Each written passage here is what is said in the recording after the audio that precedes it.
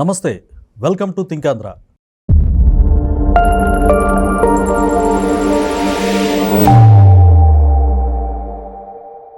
మనతో ఉన్నారు ప్రముఖ రాజకీయ విశ్లేషకులు, సామాజిక విశ్లేషకులు అడుసుమల్లి శ్రీనివాసరావు గారు. వారిని అడిగి ఓ ఇంపార్టెంట్ విషయాన్ని మనం డిస్కస్ చేసే ప్రయత్నం చేద్దాం. సార్ నమస్కారం. నమస్కారం అండి. Sir, deputy CM Pawan Kalyan garu Bhimavaram DSP మీద కంప్లైంట్స్ వస్తే సివిల్ వివాదాల్లో తలదూరుస్తున్నారని చెప్పేసి ప్రజలు కంప్లైంట్ ఇస్తే యాజ్ ఏ డిప్యూటీ సీఎంగా ఆయన చర్యలు తీసుకోండి, హోమ్ మినిస్టర్ గారికి డీజీపీ గారు కూడా చెప్పండి అని చెప్పి ఆయన ఆదేశించారు. దాన్ని ఒక క్రైమ్గా భావించినట్టుగా వైసీపీ వారు చాలా రాద్ధాంతం చేస్తూ ఉన్నారు. అంటే డిప్యూటీ సీఎం ఆదేశించకూడదా? అసలు ఎందుకని దీన్ని రాద్ధాంతం చేయడం అర్థం ఏంటి? దీనిపై మీ స్పందన ఏంటి సార్? ఇప్పుడు పవన్ కళ్యాణ్ గారు తప్పే మాట్లాడాల, దీని మీద విచారణ జరపమన్నాడు. విచారణ జరపమన్న తప్పు ఎలాగవుతుందండి? పవన్ కళ్యాణ్ గారు ఆయనకి కూటమి నాయకులు కొంతమంది కంప్లైంట్ చేశారు, ఈ డిఎస్పీ గారు వైఖరి మాకు నచ్చట్లేదు, ఆయన సివిల్ డిస్ప్యూట్స్లో తలదూరుస్తున్నాడని. అలాగే వాళ్ళకి కంప్లైంట్, వాళ్ళకి ఇబ్బంది కలిగిన విషయాల మీద వాళ్ళు కంప్లైంట్ చేశారు. అది నిజాలు ఏంటో తర్వాత చూద్దాం. డిప్యూటీ సీఎంగా ఆయన బాధ్యత ఏంటంటే తన పార్టీకి సంబంధించి కూటమిలో ఉన్న పార్టీలకు సంబంధించిన నాయకులు ఆయన కంప్లైంట్ చేస్తే ఒక డిప్యూటీ సీఎంగా ఆయన బాధ్యత ఏంటంటే దాన్ని విచారణకి సిఫారసు చేయడం అనేటువంటిది ఆయన బాధ్యత. ఆయన పెర్ఫెక్ట్గా నిర్వర్తించాడు. ఆయన ఎవరు అంటాం సరిపోరు. ఆయన ఏం చెప్పాడు? ఆయన ఏం నిర్ణయం తీసుకోలేదు. డీజీపీ గారికి వాళ్ళకి చెప్పాడు ఆయన దీని మీద దర్యాప్తు చేసి అందులో నిజాలు తేల్చండి, ఆయన చేసిన తప్పేనా ఉంటే చర్యలు తీసుకోండి అని చెప్పాడు. అంతే కదా, ఎవరైనా అదే చెప్తారు కదా. సీఎం గారు చెప్పినా అదే చెప్తాడు, హోమ్ మినిస్టర్ గారు చెప్పినా అదే చెప్తాడు, ఆవిడ కంప్లైంట్ చేసినా అదే చెప్తుంది ఆవిడ.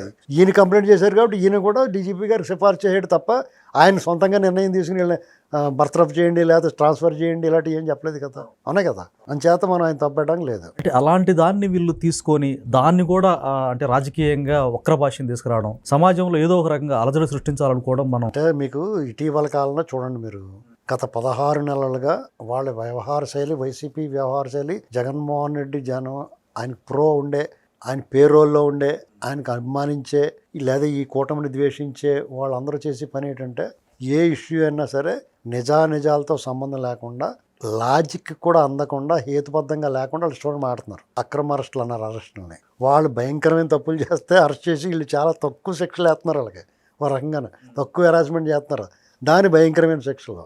కోర్టులు కూడా ఏమన్నాయంటే నడవలేకుండా కొడుతున్నారు అన్నారు అని కోర్టులు కూడా వ్యాఖ్యానిస్తున్నాయి. మరి రఘురామకృష్ణరాజు గారిని ఏకంగా చంపేస్తాన్నప్పుడు ఏం మాట్లాడలేదు అండి. మెంబర్ ఆఫ్ పార్లమెంట్ ఉన్నారు ఆయన అప్పుడు ఏం మాట్లాడలేదు. అప్పుడు ఏమనిపిద్దంటే మనకి ఏంట్రా ఇలాగే ఈ వ్యవస్థలు కూడా ఎలా తయారైనట్రా బాబు, లోకుగా ఉన్నవాడిని చూస్తే కాకులు కూడా ఏదో చేసినాయి అంటారు ఏంటండి. అలాగుంది పరిస్థితి.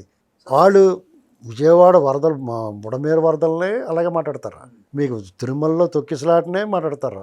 కల్తీ లడ్డు కల్తీ చేసి అప్రతిష్ట పాలు చేసి వాళ్ళు దాని మీద మాట్లాడతారు. గోవులు చనిపోతే కూడా దాని మీద మాట్లాడతారు. ఇక్కడ ఒక ఇద్దరు వ్యక్తిగత కారణాలతో, వ్యక్తిగత ద్వేషాలతో, లేకపోతే వాళ్ళ కుటుంబ గొడవలతో ఒక అతను చంపేసాడు. దాని కులాలు చిచ్చు పెట్టడానికి విశ్వ ప్రయత్నం చేసి ఓపెన్గా బహిరంగంగా తెలిసిపోతుంది వీళ్ళు కులాలు చిచ్చు పెడుతున్నారో, అడ్డగోలుగా మాట్లాడుతున్నారో అని. అయినా సరే వీళ్ళు దాని మీద తగిన చర్య తీసుకురా, దాని కారణంగా ఇలా మాట్లాడతారు. అర్థమైంది మీకు? బెన్నిలింగం ఏమన్నాడు, వాళ్ళ పాస్టర్ గారు చచ్చిపోయాడు, అతనేమీ చేయలేదు వీళ్ళు. అలాంటి కొన్ని విషయాలు కైకులూరు విషయంలో కానీ ఏ విషయంలోనే వీళ్ళు ఇష్టమైనట్టు రెచ్చిపోతున్నప్పుడు వీళ్ళకి సరైన చర్యలు తీసుకుని అబద్ధాలు ప్రచారం చేసిన, ఫేక్ న్యూస్లు ప్రోపగండా చేసిన మీ తోలు తీస్తాం అనేటువంటి మెసేజ్ ఇవ్వలేకపోయారు వీళ్ళు. అది వైఫల్యమే కూటమిది. మిగతా రెస్ట్ ఆఫ్ ఆల్ వాళ్ళు బ్రహ్మాండం చేస్తున్నారు. వాళ్ళ సమన్వయం కానీ, సహనం కానీ, పెట్టుబడులు కానీ, సంక్షేమం కానీ, అభివృద్ధి కానీ అన్ని బ్రహ్మాండం చేస్తున్నారు. ఈ విషయంలో ఫెయిల్ అయిపోయారు వాళ్ళు. ఒక రాజకీయాలు ఎమ్మెల్యే కూడా ప్రతిస్పందిస్తాడు, ఇలా జరుగుతుందంటే దీనిపై చర్యలు తీసుకోండి అని చెప్పి డీజీపీ గారికి చెప్పకపోతే ఎవరికి చెప్తాడు? ఇప్పుడు ఆయన తప్పేం చేసాడండి? ఇప్పుడు ఆయన ఇలా జరిగిందని చెప్పారు, జరిగితే దీనిపై చర్యలు తీసుకోండి అని చెప్పాడు. ఇప్పుడు ఆయన చెప్పినప్పుడు సాధారణంగా చెప్పినప్పుడు కోపం అవుతుంది కదా, ఇలా దుర్మార్గం నాది అండి ఇదండి అని చెప్తారు. చెప్పినప్పుడు సహజంగానే స్పందిస్తాడు మనిషి, రాజకీయ నాయకుడు. అలా స్పందించలేదు అక్కడ మమ్మల్ని పట్టించుకోలేదు అంటారు కదా వాళ్ళు. దర్యాప్తులో బయటకు రావచ్చు అవన్నీ. ఆ జయసూర్య అనే అతను డెఫినెట్గా వైసీపీ బ్యాచే అని చెప్పేసి అందరికీ అనుమానం ఉంది. నిజం కూడానే. ఎందుకంటే రఘురామకృష్ణరాజు గారిని ఎందుకు పెట్టానని చెప్పానంటే ఆయన తీసుకెళ్ళి కుమ్మేసిన వాళ్ళు అతను కూడా ఉన్నాడు.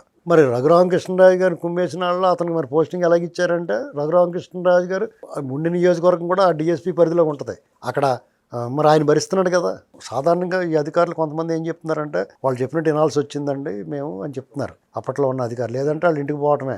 అంత కఠినంగా ఉండేవారు. ఇప్పుడు వాళ్ళలా కాదు, ఇప్పుడు ఈ ప్రభుత్వంలా కాదు ఆ ప్రభుత్వం. కాబట్టి కొంత వీళ్ళు తప్పు లేదని ఊరుకున్నారేమో. మరి అలాగే పోస్టింగ్ ఇచ్చారు అతనికి. నిజంగా టీడీపీ గెలవాలి, జగన్మోహన్ రెడ్డి ఓడిపోవాలని పనిచేసిన వాళ్ళు గతి ఏటో చూస్తున్నాం కదా మనం. చాలా మంది పోస్టింగ్ లేక అటు ఇటు చల్లా చెదురుగా ఉన్నారు. పైగా ఒక సామాజిక వర్గం అయితే ఏడుపులోటి తక్కువ వాళ్ళకి. వైజాగ్లో ఆవిడ శ్రీలేఖ కూడా చూస్తున్నాం.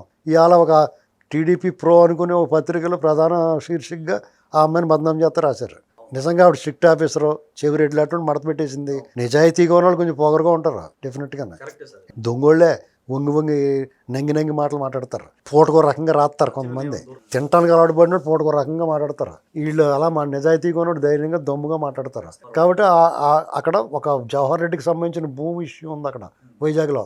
దానికి ఈవిడ అడ్డం కాబట్టి ఆ అడ్డం తొలగించుకోవాలంటే ఒక మహిళని అత్తగారు కోడలు వేధించినట్టు వేధిస్తే ఏం చేస్తారు, కొంతమంది చిరాకు వచ్చి పోతారు.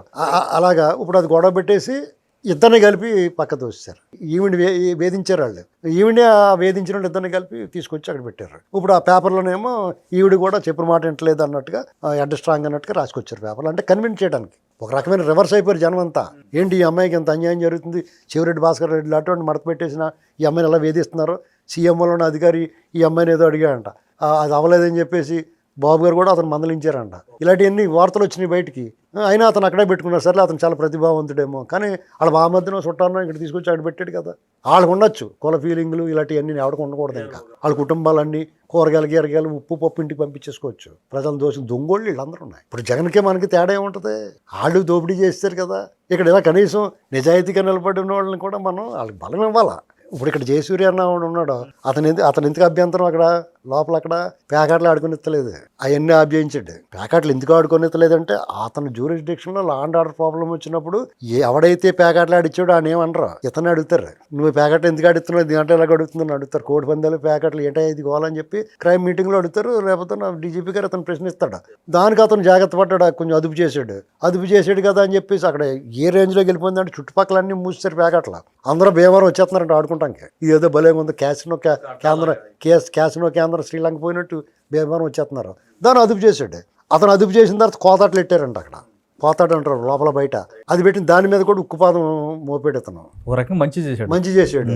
అది నచ్చదు, ఎవరు పొలిటికల్ లీడర్స్కి నచ్చదు. వాళ్ళు ఏం చేయారంటే ఈయన పంపించారు బాబు అనుకున్నారు. బాబు గారు చెప్తే బాబు గారికి ఇతను వెళ్ళి కన్విన్స్ చేస్తాడు. అర్థమైందా? ఆయన ఏం చేస్తాడు, తోలు తీసేయమని చెప్తాడు. ఇంకా పవన్ కళ్యాణ్ గారు చెప్పారు. పవన్ కళ్యాణ్ గారు కూడా ఏం చేశాడు, వాళ్ళ ఆటలు సాగలేదు, దాన్ని విచారణ చేయమన్నాడు. అతనికి ఏం అవదండి, అతనికి ఏమీ అవ్వదు. చూడండి సార్, ఇంకోటి ఇప్పుడు జగన్మోహన్ రెడ్డి గారు ప్రో వైసీపీ కార్యకర్తలు పోలీసుల మీద ఇంత కనసరణ చూపిస్తున్నారు, ఏదో వాళ్ళ మీద గౌరవం ఉన్నట్టు మాట్లాడుతున్నారు. డైరెక్ట్గా జగన్మోహన్ రెడ్డి గారు సప్త సముద్రాలు దాటినా అని ఏకంగా ఐపీఎస్ అధికారులు ఊరుకోండి. జగన్మోహన్ రెడ్డి అతను 14-19 మధ్యలో పోలీస్ వ్యవస్థ మీద నాకు నమ్మకం లేదని చెప్పాడు. మీకు జులై సినిమా చూసారా? చూడలేదా? అయ్యి బాబు, అందులో బ్రహ్మానందం డైలాగ్ అంటాడు, ఒక తల్లి మాటను నేను నిజం చేశాను అంటాడు.